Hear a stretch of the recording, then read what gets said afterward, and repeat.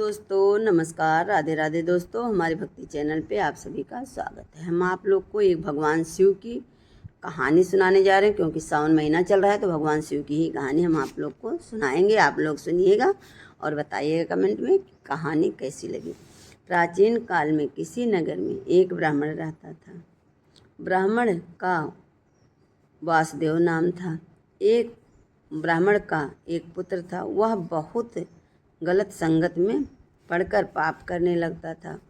असत्य बोलता, मदिरा पान करता, चोरी करता, लोगों को लूटता, लोगों को मारता पीटता। ये सब पाप वो करता था। जब ब्राह्मण को उसके परिवार वालों को ये बात पता चला तो उसने उसको घर से निकाल दिया। ब्राह्मण ने अपने बेटे को घर से निकाल दिया। वह दूसरे गांव में चला गया और पेट भरने के लिए वह भीख मांगने लगा। उसके पापों की वजह से वह कोढ़ी हो गया। उसके सारे शरीर के अंग गलने लगे और सड़ना शुरू हो गया। वह दुखी रहने लगा और वह एक पेड़ के नीचे कुटी बनाकर रहने लगा। इस दशा पर तरस खाकर दया करके लोग उसके कुटिया में भिक्षा दे जाते और कोई खाने को दे जाता, कोई पानी दे जाता, कोई पहनने को दे जाता, जिससे उसका गुजारा हुआ करता था।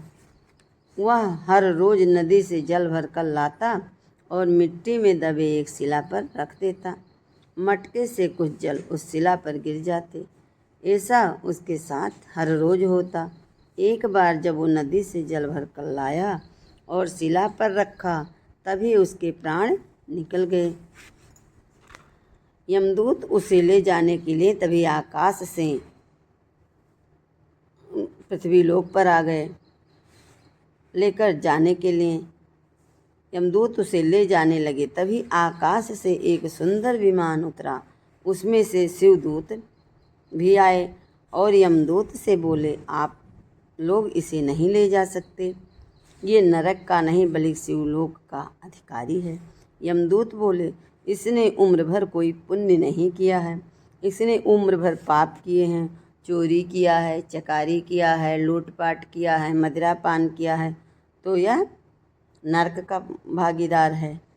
इससे पाप करने के लिए इसके परिवार भी इसे त्याग दिया था, इसीलिए यह नरक के योग्य है। शिवदूत बोले, इसने भगवान शिव को जल अर्पित किया है। ये वृक्ष के नीचे दबी शिला है।